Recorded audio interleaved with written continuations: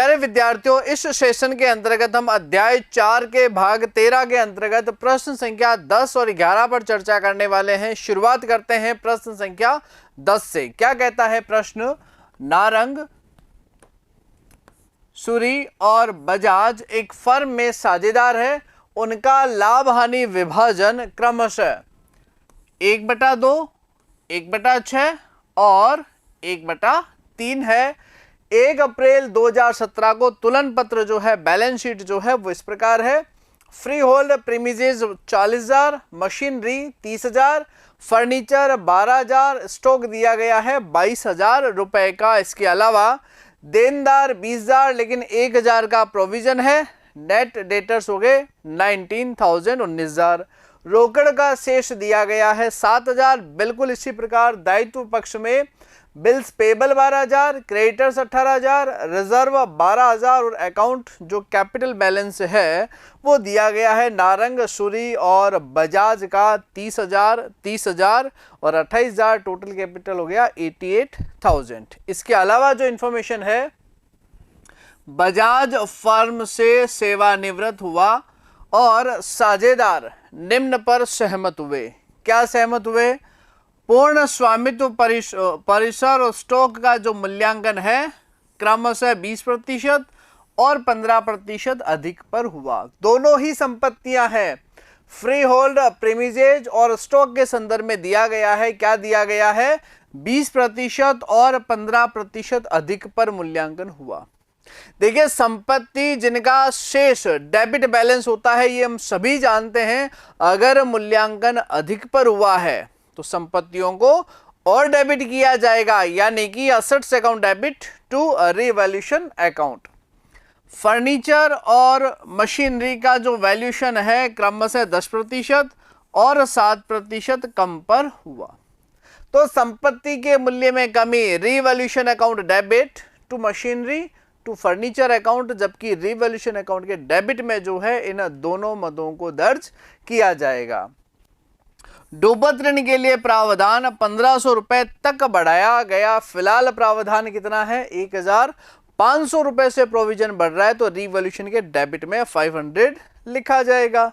इसके अतिरिक्त बजाज के सेवानिवृत्त होने पर ख्याति का जो मूल्यांकन है वो 21,000 रुपए पर किया गया। अब ये जो 21,000 रुपए जो गुडविल दी गई है यह फर्म की ख्याति है। हमें क्या निकालना है? इसमें बजाज का हिस्सा कितना है, जिसे शेष दो साझेदार नारंग और सूरी जो है फायदे के अनुपात में वहन करेंगे। नेक्स्ट दिया गया है, विद्यमान साझेदारों ने यह निर्णय लिया कि बजाज की सेवानिवृत्ति के बाद पूंजी को नए लाभ हानि विभाजन अनुपात के अनुसार समायोजित करेंगे। जो क्लोजिंग कैपिटल होगा वो नए अनुपात में होगी। पूंजी खाते में आधिक्य या कमी को वर्तमान खाते के द्वारा समायोजित किया जाएगा। पुनर्गठित फर्म का तुलन पत्र और आवश्यक बही खाते जो है तैयार कीजिए। सबसे पहले तो हम अनुपात की गणना कर लेते हैं जो कि प्रश्न में दिया गया है। नारंग, सूरी और बजाज का 1/2, 1/6 और 1/3।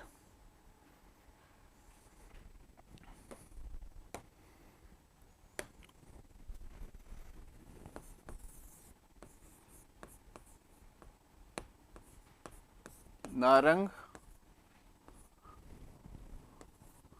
सूरी तथा बजाज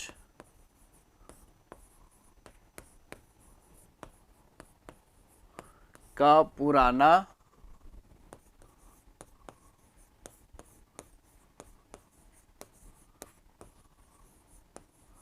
लाभ हानि अनुपात कैसे आएगा?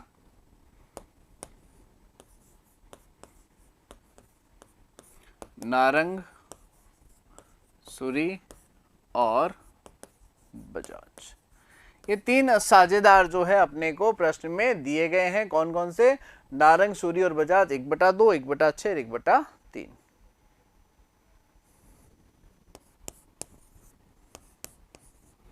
और 1/3 का अनुपात। बड़ी मात्रा है क्या सूरी में? कोई बात नहीं से।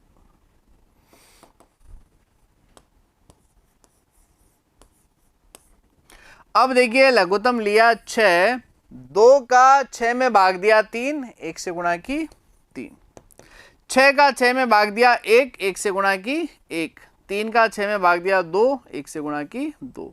ये क्या आ जाएगा इनका पुराना अनुपात, 3:1:2। और अगर मान लीजिए कोई साझेदार सेवानिवृत्त होता है यानी बजाज, तो सूचना के अभाव में जो बजाज का हिस्सा है छोड़ करके शेष साझेदारों का जो पुराना हिस्सा निकालना है वही क्या होगा, उनका नया अनुपात होगा और वही फायदे का अनुपात होता है। किस प्रकार देखिए,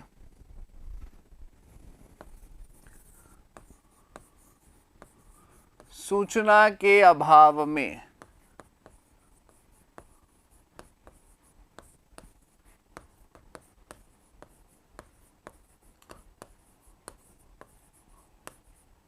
सेवानिवृत्त साझेदार, और सेवानिवृत्त साझेदार कौन है, बजाज को छोड़कर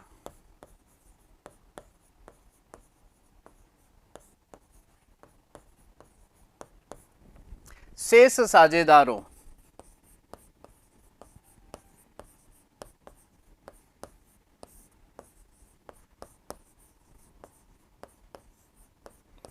का पुराना अनुपात,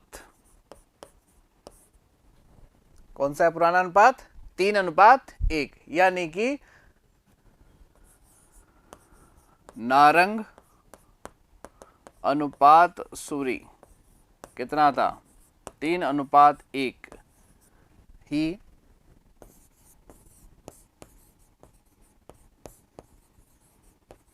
नया अनुपात तथा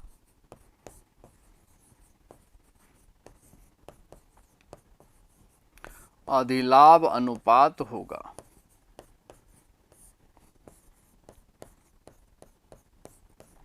यानी कि जो 3 साझेदारों का हिस्सा है जो सेवानिवृत्त है उसे छोड़ दीजिए, जो शेष 2 साझेदार है नारंग और सूरी, उनका जो पुराना अनुपात है वही क्या कहलाएगा, नया अनुपात और अधिलाभ का अनुपात कहलाएगा। अब हम पढ़ते हैं रिवॉल्यूशन पुनर्मूल्यांकन खाता।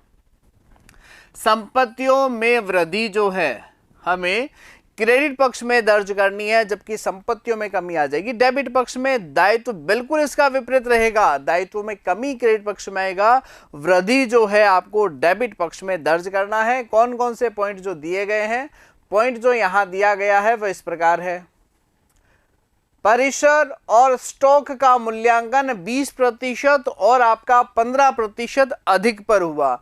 देखिए प्रेमिजेज कितना दे रखा है अपने को, 40,000 प्रेमिजेज या प्रॉपर्टी 40,000 का, स्टॉक दिया गया है आपको 22,000 का, 40 और 22 वृद्धि कितना है 20% और 15%। तो 20% की वृद्धि जो आ जाएगी प्रॉपर्टी या प्रेमिजेज में वो आ जाएगी आपकी 8,000, और स्टॉक में 15% की वृद्धि आ जाएगी 3,300 रुपए। ये हम रिवॉल्यूशन के क्रेडिट पक्ष में लिख देंगे।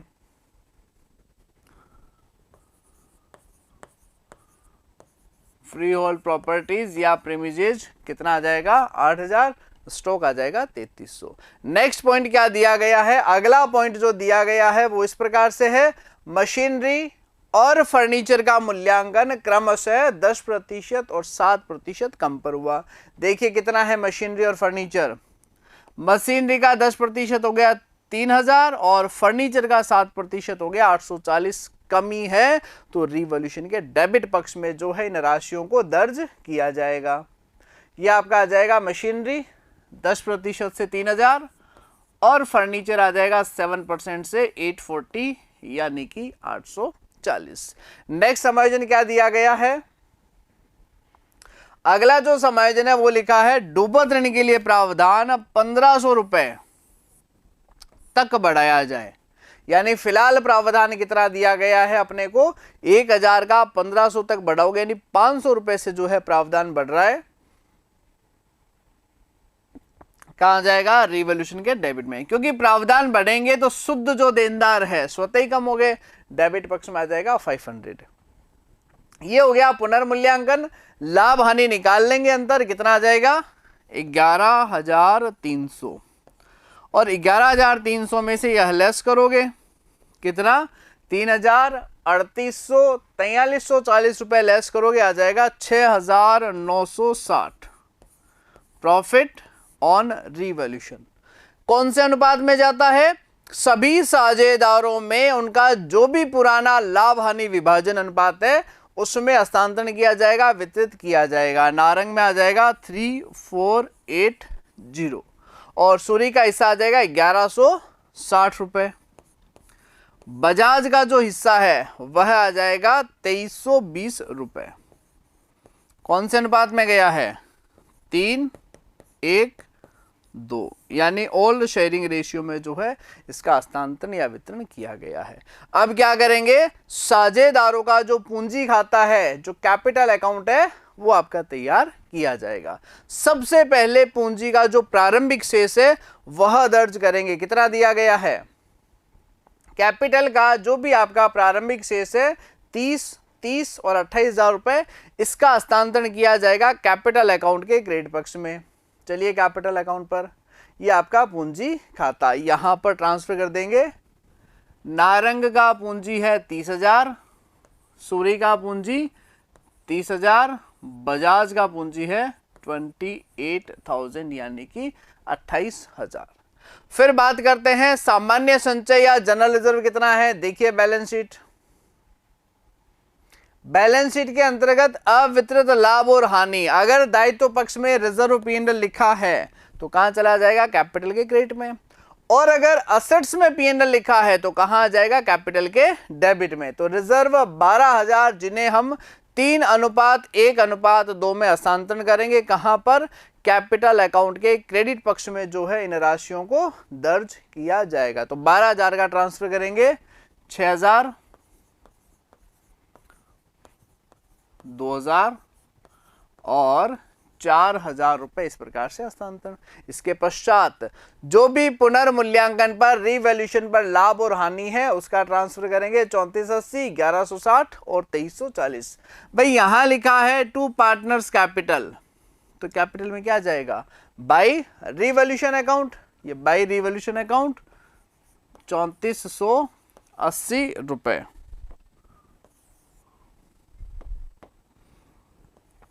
फिर आ जाएगा सेकेंड पार्टी सूरी का 1160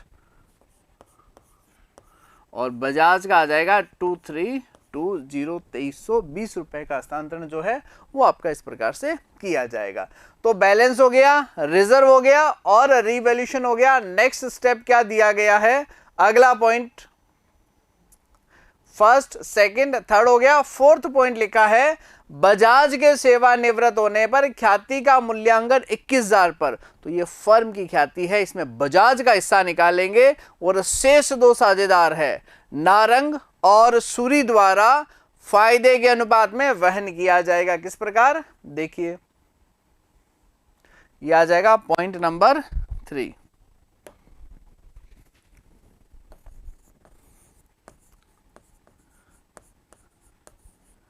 ख्याति हेतु समायोजन। सबसे पहले लिखते हैं अपन फर्म की ख्याति एंड दैट इज 21,000 रुपए। बजाज का हिस्सा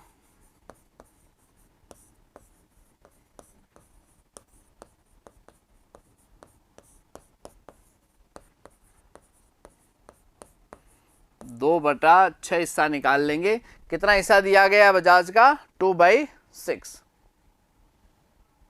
2/6। और फर्म की ख्याति जो दे रखी है वो कितनी दे रखी है अपने को? 21,000 रुपए आ जाएगा, 7,000 रुपए।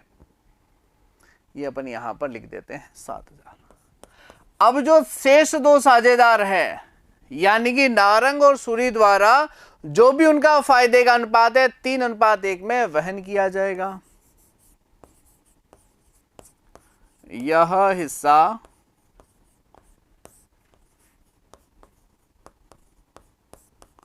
नारंग तथा सूरी द्वारा अधिलाभ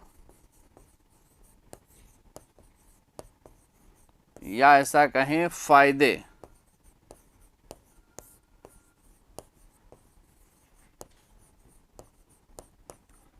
के अनुपात यानी कि 3:1 में वहन किया जाएगा। क्लियर है? क्या प्रविष्टि करते हैं? Remaining partners capital account debit to retiring partners capital account.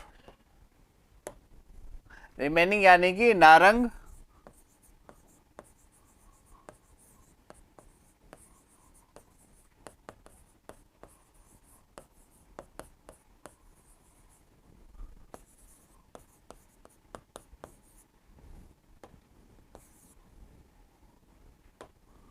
Suri's capital account debit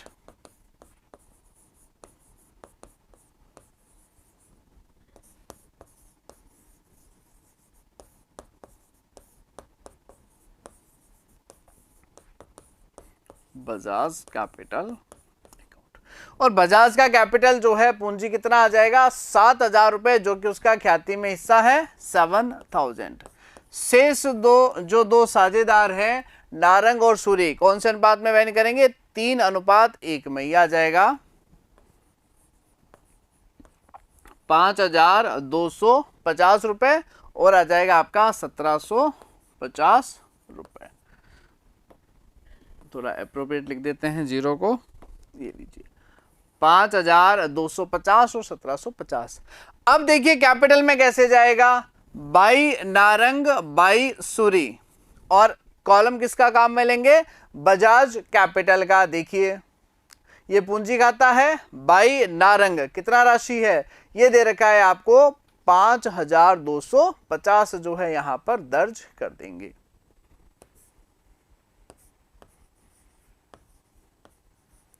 और बाई सूरी यानी कि 1,750 जो है यहां पर दर्ज कर देंगे। और यहां पर क्या आ जाएगा? टू बजाज कैपिटल नारंग में आ जाएगा 5,250 और सूरी में आ जाएगा 1,750 यानी कि 1,750 रुपए। इस प्रकार से हस्तांतरण किया जाएगा। अब कौन सा पॉइंट रहता है? पहले 3 पॉइंट थे पुनर्मूल्यांकन से संबंधित, रिवैल्यूएशन से संबंधित, ये हो गया ख्याति का। नेक्स्ट पॉइंट रहता है विद्यमान साझेदारों ने निर्णय लिया कि सेवानिवृत्ति के बाद पूंजी को नए लाभ हानि विभाजन के अनुपात में समायोजित करेंगे। पूंजी खाते में अधिक्य या कमी को वर्तमान खाते के द्वारा समायोजित किया जाएगा, तुलन पत्र और आवश्यक खाते। यानी एक तो जो कैपिटल है वो इनके नए लाभ हानि अनुपात में हो, और दूसरा जो बजाज जो सेवानिवृत्त हो रहा है उसके भुगतान के संदर्भ में कुछ नहीं कहा है, तो हम क्या करेंगे? उसके ऋण खाते में जो है राशि का हस्तांतरण किया जाएगा। ये क्या करते हैं अपन? बजाज का बैलेंस निकाल लेते हैं। कितना है?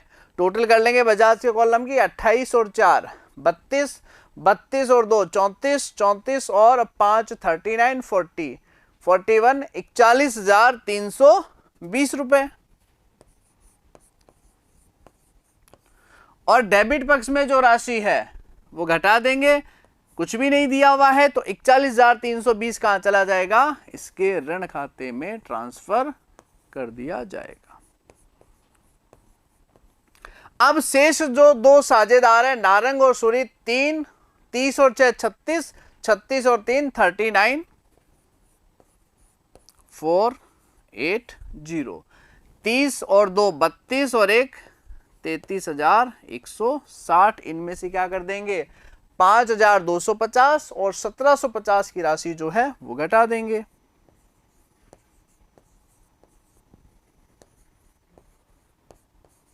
कितना आ जाएगा? जो बैलेंस सीडी है, जो अंतिम शेष है, फिलहाल जो पूंजी खाते का अंतर है वो आ जाएगा आपका 39 और 5 34,230 रुपए।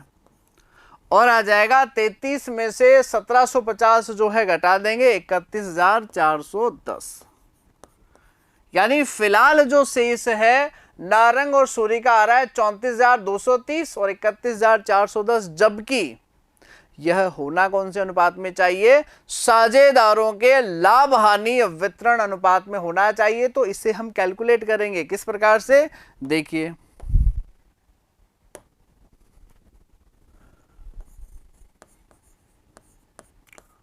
नारंग की पूंजी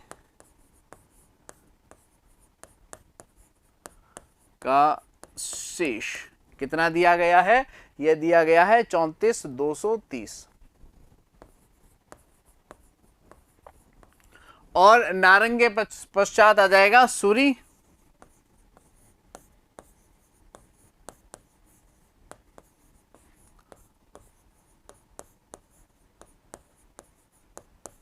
और यह जो शेष दिया गया है बैलेंस वो है 31,410।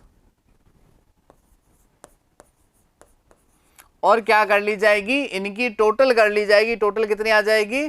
65,640। यह जो है कुल पूंजी होने वाली है। अब क्या करना है? यह जो पूंजी है वो दोनों साझेदारों में कौन से अनुपात में होनी चाहिए? 3:1 में। पूंजी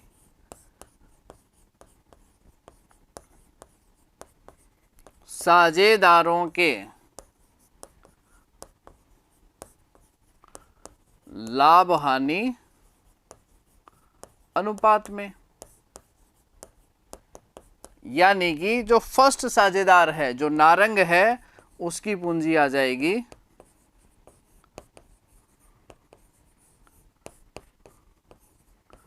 65,640 गुणा 3/4। और सेकंड जो पार्टनर है सूरी,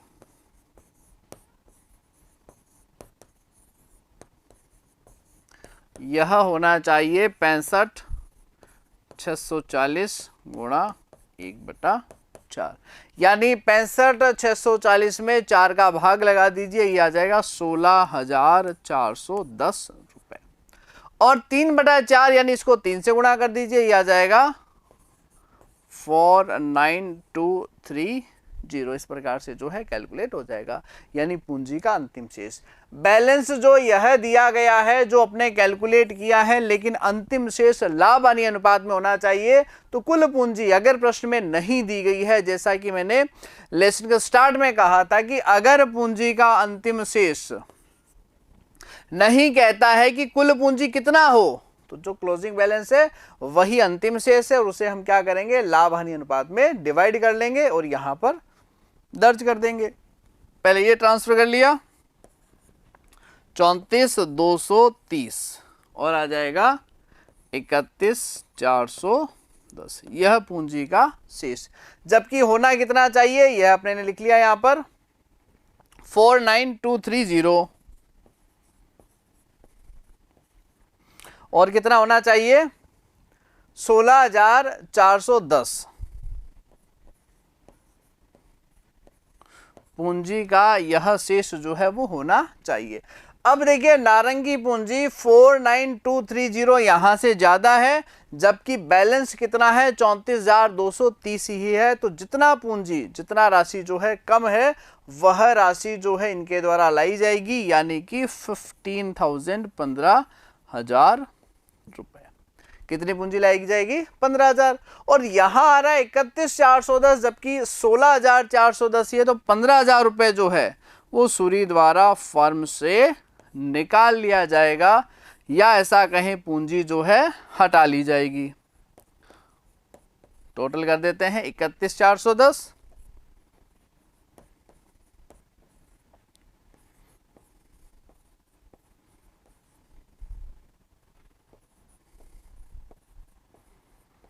सबसे पहले क्या करना है? अगर अंतिम पूंजी दी गई है तो उसे नए अनुपात में वितरित कीजिए, वो यहां लिखनी है, लेकिन ऐसा नहीं है तो पूंजी का अंतिम शेष निकालेंगे। यही क्या होना है? आपका क्लोजिंग कैपिटल होना है। इसे नए अनुपात में डिस्ट्रीब्यूट कीजिए, ये आ गई आपकी पूंजी। इसको हमें क्या करना है? यहां पर दर्ज है।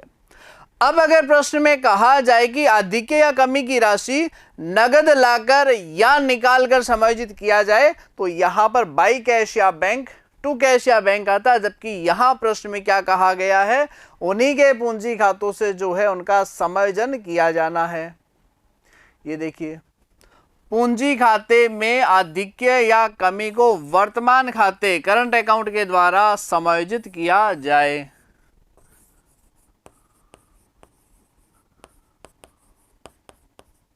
उनके चालू खाते के द्वारा जो है समायोजित ये एडजस्ट किया जाए तो जो भी उनकी पूंजी का डिफरेंस निकल करके आया था वो हमने कहाँ ट्रांसफर कर दिया, उनके करंट अकाउंट, उनके चालू खातों में जो है राशि का हस्तांतरण कर दिया by Narang capital to Suri's current account.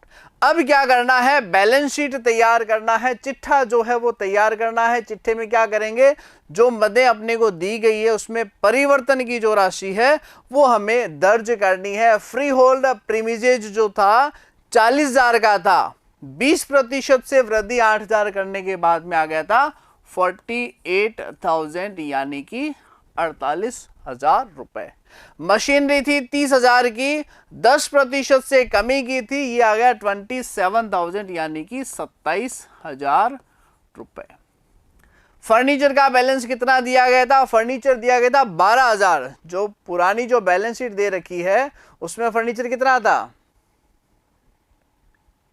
ये देखिए 12,000 रुपए, और 7% से कमी की तो 840 जो है इसमें से घटा देंगे, 11,160 जो है वो अपन दर्ज कर देंगे।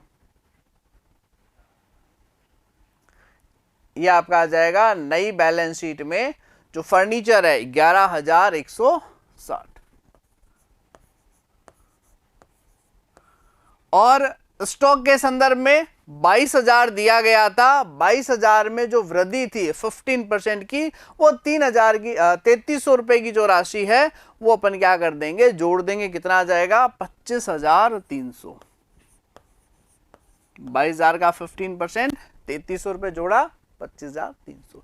देनदार कितने दिए गए थे, देनदार जो थे ऑलरेडी अपने को दिया गया था 20,000 का, और प्रोविजन जो थे वो थे 1,000 के, लेकिन प्रश्न में कहा गया था कि आयोजन 1,500 रुपए तक लाए जाए, यानी ये आ जाएगा 1,500 यानी 18,500। जो देनदार 19,000 के थे वो शुद्ध देनदार जो हो गए आपके 18,500 से। इसके अलावा जो रोकड़ का जो शेष है, क्या इसमें कोई परिवर्तन था, चेक करते हैं रोकड़ के संदर्भ में।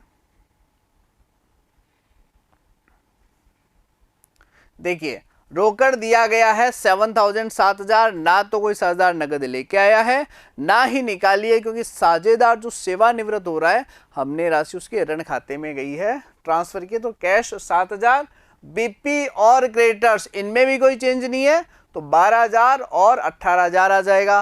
रिजर्व बंद कर दिया, कैपिटल का क्लोजिंग बैलेंस आएगा, और जो साझेदार सेवानिवृत्त हो रहा है उसके ऋण का शेष लिखेंगे, और करंट अकाउंट का बैलेंस जो है वो दर्ज किया जाएगा। कैसे, देखिए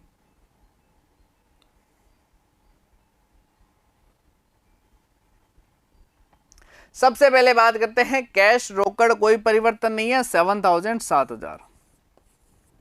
जो आपके क्रेडिटर्स और बीपी है कोई चेंज नहीं है 12,000 18,000। और बजाज का जो ऋण है कितना आ जाएगा, क्योंकि हमने बजाज को भुगतान नहीं किया है 41,320, यह ऋण खाते में दर्ज कर देंगे। अब आ जाएगा करंट अकाउंट का बैलेंस, कितना था 15,000, 15,000 का हमने निकाला था। एक साझेदार की पूंजी 15,000 से ज्यादा थी और दूसरे की 15,000 से कम थी, तो नगद नहीं लेकर के आए, हमने उनके करंट अकाउंट वर्तमान खाता चालू खाते से जो है समायोजित कर दी थी। फिर कैपिटल का जो है अंतिम शेष दर्ज कर देंगे 49,230, जो क्लोजिंग कैपिटल था 16,410, जो कि हमने 3:1 में विभाजित किया था 65,640। यह क्या बन जाएगा आपका बैलेंस शीट चिट्ठा। टोटल लगा देंगे 1,51,960 रुपए। जिन भी संपत्तियों का पुनर्मूल्यांकन किया गया है, अगर उनके मूल्य में वृद्धि हुई है तो वह राशि जोड़ देंगे, कमी हुई है तो घटा देंगे। बिल्कुल ऐसा ही दायित्वों के लिए करना है। अब या तो रोकड़ अगर कोई साझेदार निकालता है तो चेंज हो जाएगा, नगद लाता है तो चेंज हो जाएगा। रिजर्व बंद हो जाते हैं, कैपिटल जो कैपिटल का क्लोजिंग बैलेंस है वह आएगा, और जो साझेदार सेवानिवृत्त होता है या तो उसे भुगतान या उसे ऋण खाते में जो है राशि ट्रांसफर की जाएगी। इस प्रकार से आपका बैलेंस शीट बनाया जाएगा। चले प्रश्न संख्या 11 पर। प्रश्न संख्या 11 देखिए क्या कहता है। 31 मार्च 2017 को राजेश, प्रमोद और निशांत का जो तुलन पत्र है, बैलेंस शीट है, वो इस प्रकार है, जो कि अपने लाभ को पूंजी के अनुसार विभाजित करते हैं। फैक्ट्री बिल्डिंग 12,000, देनदार 10,500, प्रोविजन फॉर डाउटफुल डेब्ट्स ये दे रखा है 500 रुपए, bills receivable 7,000, stock 15,500, plant and machinery 11,500 और बैंक का जो शेष है वो दिया गया है 13,000 13,000। बिल्स पेबल, क्रेडिटर्स, रिजर्व और कैपिटल के जो शेष दिए गए हैं वो इस प्रकार से दिया गया है 20,000, 15,000 और 15,000। आगे जो दी गई है सूचना, तुलन पत्र की तिथि को प्रमोद सेवानिवृत्त होता है और निम्न समायोजन किए जाएंगे। कौन कौन से समायोजन? पहला लिखा है स्टॉक का मूल्यांकन पुस्तक मूल्य से 10% कम, संपत्ति का मूल्यांकन कम पर किया जाए तो प्रविष्टि होती है revolution account debit to stock, और रिवॉल्यूशन अकाउंट में कहां जाएगी? डेबिट पक्ष में जो है इस राशि को दर्ज किया जाएगा। कारखाना भवन 12% अधिक पर मूल्यांकन, यानी कि बिल्डिंग डेबिट टू क्या करेंगे? रिवॉल्यूशन अकाउंट, और रिवॉल्यूशन की क्रेडिट में जो है यह राशि दर्ज की जाएगी। संदिग्ध ऋण के लिए प्रावधान 5% तक किया जाए। वर्तमान में कितना है? 10,500, 5% कितना होगा? 525। यहां कितना दे रखा है? 500, तो 25,000 का प्रावधान जो है वो और किया जाना है। कानूनी प्रभार पर संचय आयोजन जो है 265 रुपए का बनाया जाए। Revaluation to provision 265। Next information देखिए, ये जो चारों इंफॉर्मेशन है ना, ये आपकी रिवैल्यूएशन पुनर्मूल्यांकन से संबंधित है। अगली सूचना है फर्म की ख्याति का मूल्यांकन है 10,000 रुपए। वैल्यूएशन ऑफ गुडविल 10,000 फर्म का दिया गया है। हमें क्या करना है? जो साझेदार सेवानिवृत्त हो रहा है, प्रमोद का हिस्सा कितना है वो शेष साझेदारों द्वारा उनके फायदे के अनुपात में गेनिंग रेशियो में डिस्ट्रीब्यूट किया जाएगा, वहन किया जाएगा। नई फर्म की कुल पूंजी 30,000 रुपए होगी। विद्यमान साझेदार निर्णय लेते हैं कि उनकी पूंजी नए लाभ हानि विभाजन अनुपात 3:2 के अनुसार होगी। देखिए ये नया अनुपात दे रखा है, पुराना अनुपात कितना है? प्रश्न में लिखा गया था लाभ को पूंजी के अनुसार विभाजित करते हैं। पुराना अनुपात 20, 15, 15, यानी कि 4:3:3 तो पुराना अनुपात है। नया है 3:2, अंतर जो आएगा वो क्या आ जाएगा? आपका फायदा या अधिलाभ का अनुपात। आगे इंफॉर्मेशन लिखी है, प्रमोद के पूंजी खाते को ऋण खाते में हस्तांतरित करने के पश्चात पुनर्गठित फर्म का तुलन पत्र तैयार करें और रोजनामचा प्रविष्टि की जाए। पहले तो हम अनुपात और गुडविल इन दो की कैलकुलेशन कर लेते हैं। कैसे? देखिए कौन कौन से 3 साझेदार थे? साझेदार जो 3 हैं, राजेश, प्रमोद और निशांत।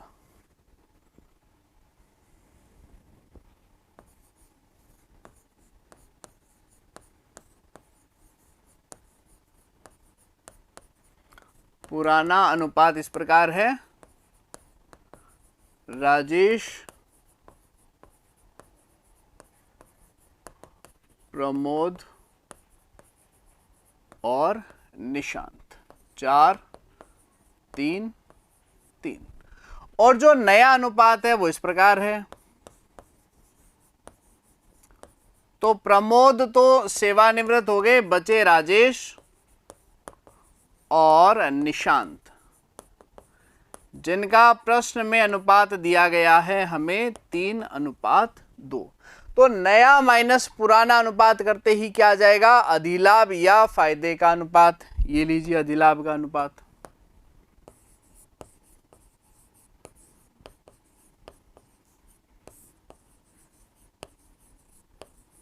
कैसे कैलकुलेट करेंगे?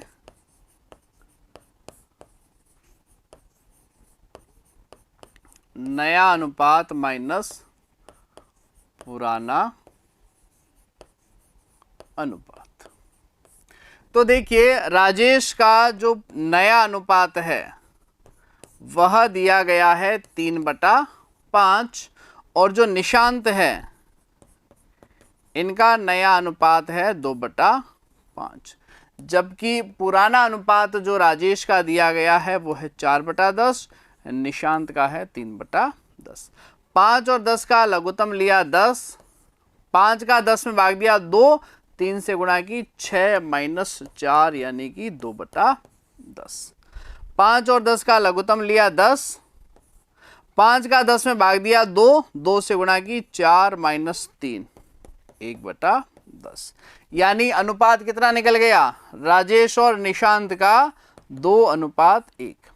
और ख्याति जो है, गुडविल जो है अधिलाभ के अनुपात में वहन की जाती है। यहां पर ख्याति कितना दिया गया है, फर्म की ख्याति का मूल्यांकन 10,000 रुपए पर किया गया, जबकि प्रमोद जो साझेदार सेवानिवृत्त होता है उसका हिस्सा 3/10 यानी कि 3,000 आ जाएगा। ये दूसरा पॉइंट।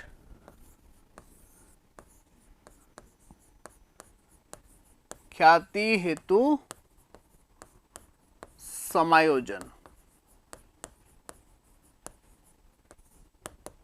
यहां दी गई है हमें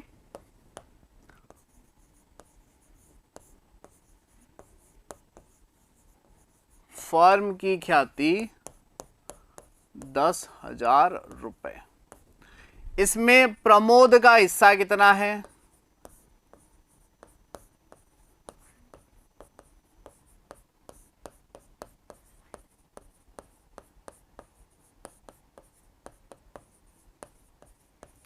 और जो शेष साझेदार हैं राजेश व निशांत द्वारा फायदा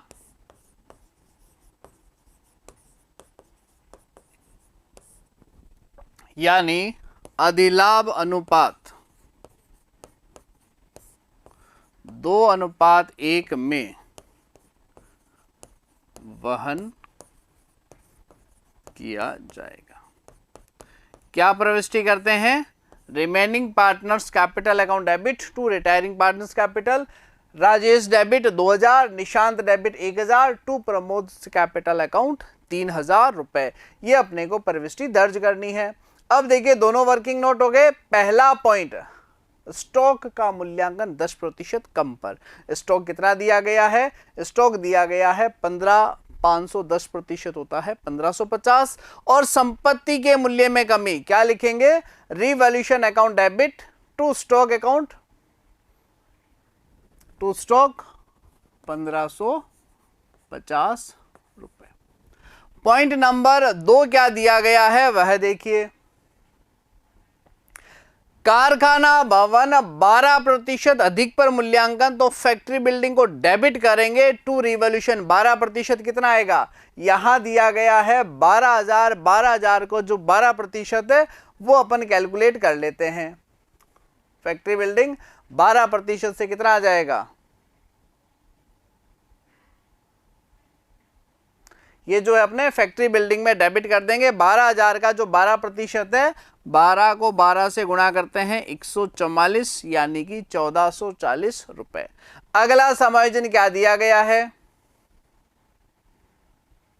संदिग्ध ऋण के लिए प्रावधान 5% तक करें, तो 10,500 का 5% होता है 525, जबकि यहां पर है 500 रुपए, तो 2500 रुपए का आयोजन और करना है। तो आयोजन यानी कि देनदारों में कमी, revolution account debit to provision for bad debts account 25 से, ये देखिए इस प्रकार अपन दर्ज कर देंगे।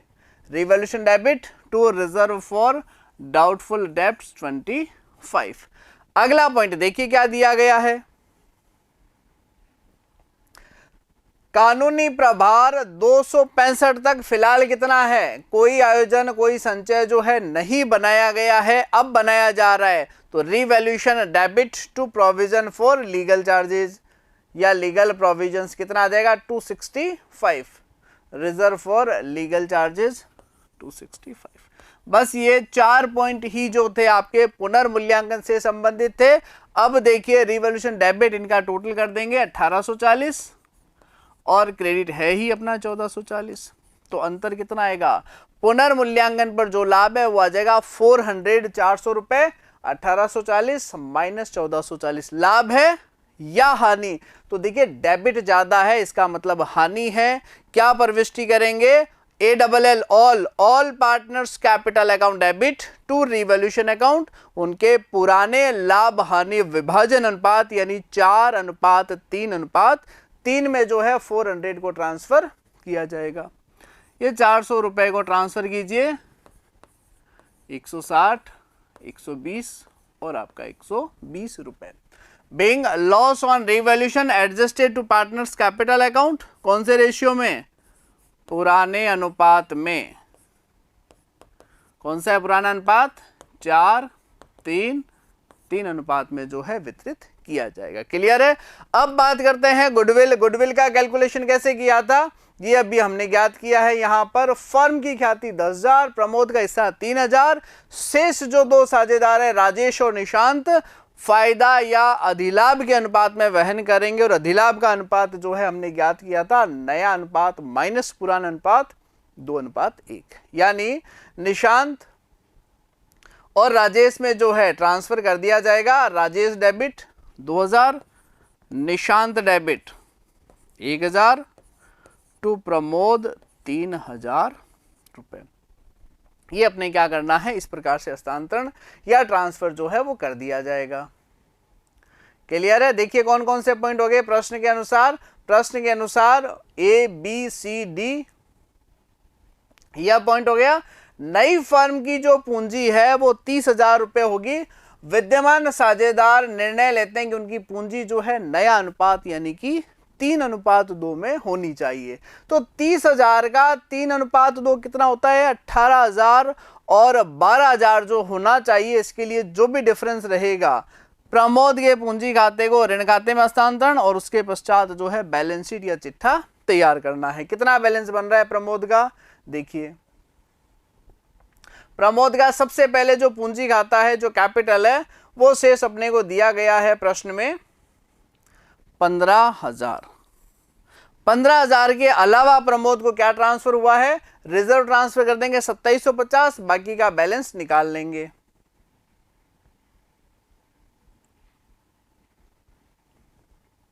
ये ट्रांसफर करेंगे रिजर्व, कितना दे रखा है अपने को? 2750 रुपए का रिजर्व है और पुराने अनुपात में 4:3:3 में डिस्ट्रीब्यूट किया जाएगा। कितना जाएगा? 1100 रुपए, 825 और 825। अब देखिए प्रमोद का जितना भी शेष बचता है उसके ऋण खाते में 15,000 तो था ही। 15,000 के अलावा यहां पर कोई अकाउंट उसका इफेक्ट नहीं हो रहा है। और यहां देखिए 120 जो है 15,000 में से घट जाएगा और 3,000 जो है वो जोड़ दिया जाएगा। 15 और 3 18,000। 18,000 में से क्या करना है? 120 घटाना है। और क्या दिया गया है? 18,825। तो 18,825 में से क्या कीजिए? 120 की राशि घटा दीजिए, यह आ जाएगा 18,705 रुपए उसके ऋण खाते में चला जाएगा। यह हम पूंजी खाता जब बनाएंगे उस समय भी अंतर जो है वो ज्ञात कर सकते हैं, तब दर्ज कर देंगे। ये जो दो प्रविष्टि है जितना भी इनका कैपिटल का बैलेंस है 3:2 के अतिरिक्त वह पूंजी, अतिरिक्त पूंजी या कम पूंजी उसका समायोजन है। यह जब हम कैपिटल अकाउंट बनाएंगे उसके शेष के माध्यम से गणना करेंगे। हालांकि क्या होता है कि जो पूंजी का बैलेंस है इसके अंतर्गत यहां जो जर्नल प्रविष्टियां की गई है इनमें कैपिटल में क्या चेंज आया उसके द्वारा भी की जा सकती है, लेकिन पूंजी खाते से स्पष्ट अंतर जो है अपने सामने आ जाएगा। मैं आपको दोनों ही तरीके बता देता हूं। सबसे पहले जैसे कि पूंजी दी गई है राजेश की 20,000। अब देखिए आगे क्या समायोजन होता है। क्या यहां राजेश इफेक्ट हो रहा है? बिल्कुल नहीं। यहां राजेश का पूंजी 160 20,000 में से घट जाएगा। 2,000 रुपए 20,000 में से घटा दिए जाएंगे। यहाँ जो 1100 रुपए है वो 20,000 में जोड़ दिया जाएगा, यहाँ कोई इफेक्ट नहीं है, जितना भी डिफरेंस आएगा वो 30,000 को 3:2 में वितरित करेंगे, अंतर की राशि यहाँ पर दर्ज करेंगे। कैसे, वो अपन कैपिटल अकाउंट से देखते हैं। इसके बाद में रिवैल्यूएशन अकाउंट, पुनर्मूल्यांकन खाता कैसे बनाया जाएगा। स्टॉक में जो थी अपनी 10% से चेंजेस थे, कितना 1550 रुपए, क्योंकि 15,500 का 10% कम पर मूल्यांकन था 1550। रिजर्व 5% से बनाए रखना था, 10,500 का 5% होता है 525, पहले से 500 था, 25 का और बना देंगे, और लीगल चार्जेस के लिए 265 का, क्योंकि पहले शून्य था। और बिल्डिंग का जो फैक्ट्री है उनमें 12% के हिसाब से आया था 1440 1440, टोटल कितना आ जाएगा 1840, और 1840 में से 1440 घटाएंगे, कितना आ जाएगा 400, कौन से अनुपात में, पुराने अनुपात में वितरित, 4:3:3 में, कितना आ जाएगा, जितना भी राजेश में ट्रांसफर करना है 160, 120, 120 का हस्तांतरण, ये राजेश, ये प्रमोद और ये निशांत के अकाउंट में ट्रांसफर। अब क्या करेंगे, कैपिटल अकाउंट जो है वो बनाया जाएगा। सबसे पहला काम, कैपिटल का जो प्रारंभिक शेष है वह दर्ज किया जाएगा। कितना दे रखा है 20,000, 15,000 और 15,000। जो रिजर्व दिया गया है 2750, उसका हस्तांतरण वह भी पुराने अनुपात में कितना आ जाएगा 1100, 825 और 825। उसके पश्चात रिवैल्यूएशन की जो हानि है, कितनी थी रिवैल्यूएशन की हानि 160, 120, 120, इसका हस्तांतरण आ जाएगा टू रिवैल्यूएशन। नेक्स्ट क्या था, गुडविल के लिए समायोजन, रिमेनिंग पार्टनर्स यानी Rajesh debit, Nishant debit to retiring partner यानी कि प्रमोद कैपिटल।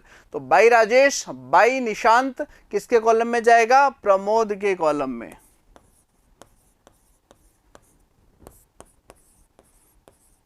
ये अपन इस प्रकार दर्ज करेंगे, यहां पर आ जाएगा टू प्रमोद, राजेश के कॉलम में 2000 और निशांत के कॉलम में आ जाएगा 1000 रुपए।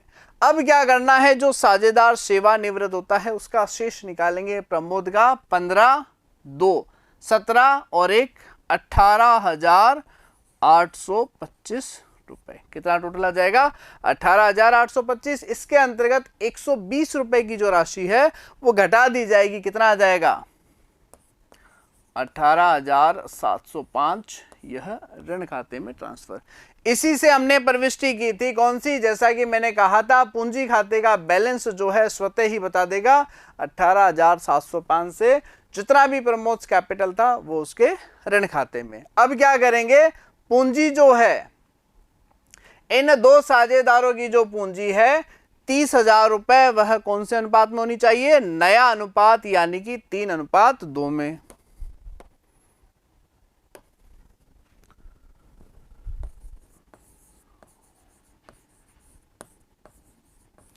फर्म की कुल पूंजी कितनी होनी चाहिए 30,000, कौन से अनुपात में 3:2 में। तो राजेश की पूंजी कितनी आएगी,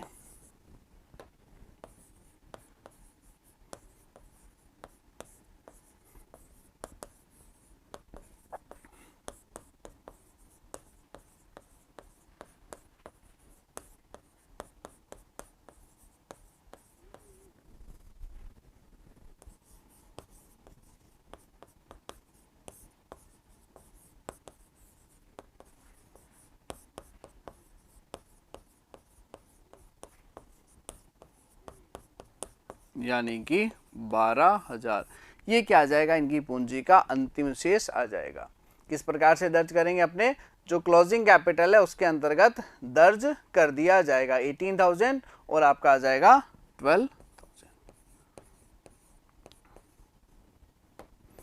तो सेवानिवृत्त ही होंगे 12,000, ये अंतिम शेष होना चाहिए। अगर ऐसा नहीं है तो दो ऑप्शंस अपने पास में होते हैं, या तो इसके लिए नगद लाई जाए और हटाई जाए, या फिर इनका जो समायोजन है इनके करंट अकाउंट से किया जा सकता है। हम दोनों ही प्रकार से समायोजन करके देखेंगे। अगर करंट में है तो बैलेंस करंट में चला जाएगा, 20 और 1 कितना आ जाएगा, 21,000, 100, 15,825।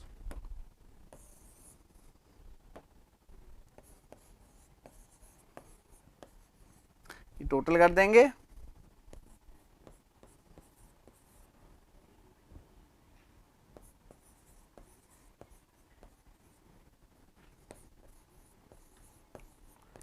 अब देखिए अंतर कितना निकल करके आता है, 160 और 2000 और 18,000, यानी 20,160 आ रहा है, जबकि कितना है 21,140, यानी 940 रुपए जो है इसके करंट अकाउंट से चार्ज किया जाएगा।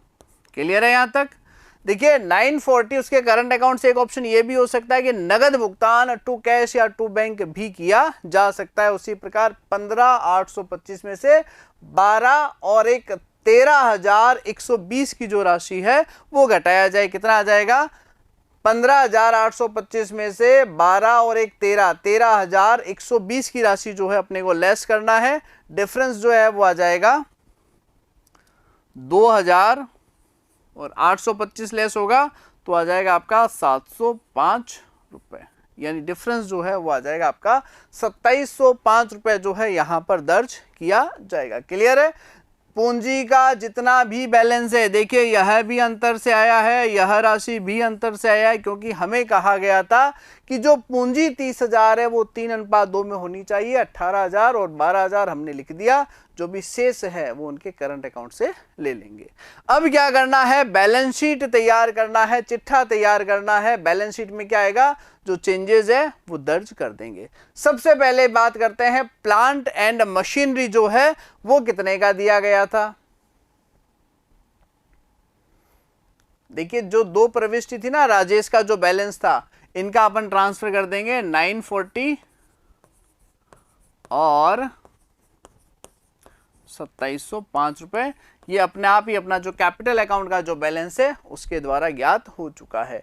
प्लांट एंड मशीनरी कितना दिया गया है, देखिए बैलेंस शीट में प्रश्न में कितना दिया गया है।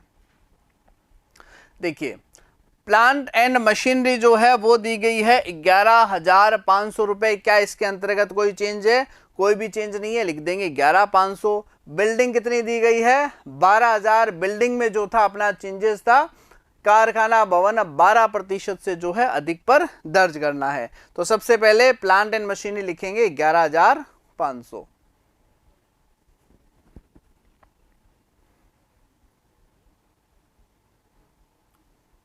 यह आ जाएगा आपका प्लांट एंड मशीनरी 11। देनदार कितने दिए गए थे, 10,500, जिसका आयोजन जो बनाया गया था 500 पहले से था, 25 और यानी 575 का, ये आ जाएगा 9,975, 9,975। बिल्स रिसीवेबल में कोई चेंज नहीं, सेम अमाउंट आ जाएगी 7,000 यानी कि 7,000 रुपए, जबकि स्टॉक जो है वो 10% से कम किया गया था। कितना दे रखा था स्टॉक, 1550 जो है कम किया गया। तो 15,500 में से 1550 घटाओगे आ जाएगा 13,950। जो फैक्ट्री बिल्डिंग था कितना था अपना, 12,000। 12% से 1440 जो थी वृद्धि थी, जोड़ देंगे कितना आ जाएगा 13,440। बैंक में कोई चेंज नहीं है, 13,000 13,000। इसी प्रकार जो लायबिलिटीज पक्ष है, जो दायित्व साइड है, वो अपन देखते हैं बिल्स पेबल और क्रेडिटर्स, कोई चेंज नहीं है, सेम वही लिख देंगे 6,250 और आपका क्रेडिटर्स जो है वो आ जाएगा 10,000। नए आयोजन जो बनाए गए थे रिजर्व फॉर लीगल चार्जेस 265 के, ये दर्ज कर देंगे 265। और कैपिटल अकाउंट द्वारा जो प्रमोद का जो लोन का शेष आया था, जो बैलेंस निकाला था आपने ने, ऋण खाते में हस्तांतरण किया था 18,705 रुपए, यह भी दर्ज कर देंगे।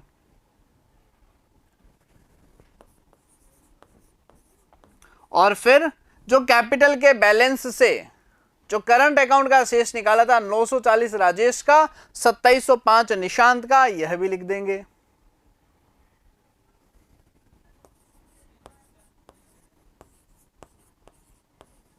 तो कितना आ जाएगा 3645। और कैपिटल का क्लोजिंग बैलेंस 30,000 का 3:2 में, यानी 18,000 और 12,000, कितना आ जाएगा 30,000। और क्या करना है, जो बैलेंस शीट है, जो चिट्ठा है, उसका योग लगा देंगे 68,865, कितना आ जाएगा 68,865। अब देखिए इसमें क्या करना है, दो ऑप्शंस होते हैं। कौन सा, एक तो यह ऑप्शन है कि जो डिफरेंस आया है हमने करंट अकाउंट में ट्रांसफर कर दिया, और दूसरा ऑप्शन क्या है, अगर इसके लिए नगद का भुगतान किया जाए तो फिर क्या कर देंगे, जो प्रविष्टि हमने की थी यहां पर Rajesh capital debit to current account, उसकी जगह आ जाएगा टू कैश या bank account. Nishant capital account, उसकी जगह आ जाएगा टू बैंक अकाउंट। यानी कि देखिए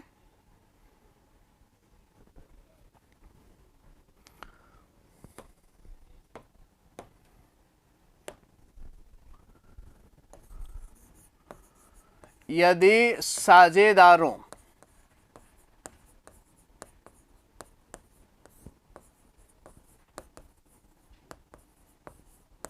की पूंजी के आधिक्य या कमी को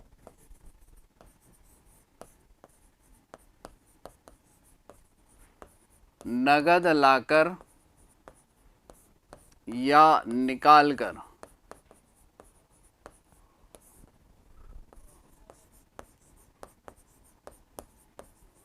समायोजित किया जाए। तो लास्ट की जो दो प्रविष्टि थी वो चेंज हो जाएगी। कैसे, ये देखिए,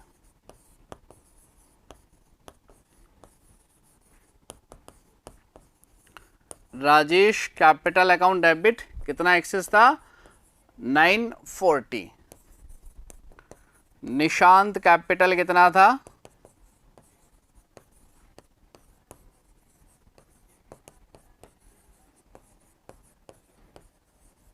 2 बैंक अकाउंट 3645 रुपए। और बैलेंस शीट पर क्या प्रभाव आएगा, एक तो करंट अकाउंट का जो बैलेंस है जिसको हमने इनको करंट में ट्रांसफर किया था वो नहीं आएगा, दूसरा रोकड़ जो है बैंक शेष है वो 3645 से कम हो जाएगा। किस प्रकार, देखिए प्लांट मशीन 11,500, ये आपकी जो है आगे 11,500 ही ट्रांसफर होनी है।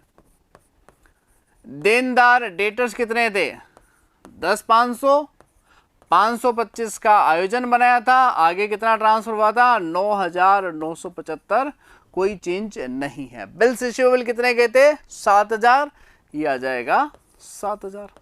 क्या स्टॉक में कोई चेंज नहीं होगा, सेम बिल्कुल दोनों बैलेंस शीट में सेम आएगा। 15,500 और 1,550 जो है घटाया जाए तो 13,950। फैक्ट्री बिल्डिंग कितनी थी 12,000, 12% से वृद्धि 1440, 13,440। यहां तक कोई चेंज नहीं है, दोनों बैलेंस शीट जो है वो आपकी बिल्कुल हूबहू दर्ज की गई है। क्या इनमें चेंज आएगा, बीपी और क्रेडिटर्स में कोई चेंज नहीं आएगा, ये आ जाएगा बीपी 6,250, बिल्स पेबल, क्रेडिटर्स 10,000, और रिजर्व या प्रोविजन फॉर लीगल चार्जेज ये भी 265, कोई चेंज नहीं है। और जो ऋण खाते में राशि ट्रांसफर की थी 18,705 रुपए, इनमें भी कोई चेंज या परिवर्तन नहीं है। और कैपिटल जो है अपना 18,000 और 12,000, इनमें भी चेंज नहीं है। तो भैया चेंज कहाँ है, चेंज यहाँ है कि जो आपका करंट अकाउंट है, ये खाता जो खोला गया है वो नहीं खोलना है, इसके लिए नगद भुगतान कर दिया है, जिसके लिए हमने प्रविष्टि की है कैपिटल टू बैंक अकाउंट, यानी यहाँ पर जो करंट का शेष है वो इस बैलेंस शीट में नहीं आएगा। तो क्या होगा, जो बैंक है उसमें से वो राशि घटा दी जाएगी। बैंक कितना था, 13,940 और 2705 जो है वह राशि इसमें से घटा दी जाएगी और बैंक का जो बैलेंस है वो अपने को यहां पर दर्ज करना है 9,355 रुपए और टोटल लगा देंगे बैलेंस शीट की 65,220।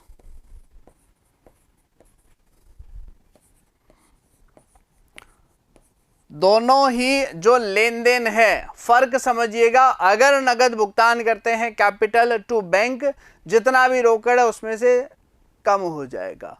और अगर मान लीजिए नगद भुगतान नहीं करते हैं, इनको करंट अकाउंट में ट्रांसफर करते हैं, जिसके लिए हमने प्रविष्टि की थी कैपिटल टू करंट अकाउंट, तो यह बैलेंस कहां चला जाएगा, उनके चालू खातों में करंट अकाउंट में जो है हस्तांतरण कर दिया जाएगा। देखिए यह चेंज है। अगर इनके स्थान पर टू कैश लिखते हो, टू बैंक लिखते हो तो बैंक से कम हो जाएगा। अगर टू करंट लिखते हो तो फिर आपको करंट अकाउंट का शेष बताना है।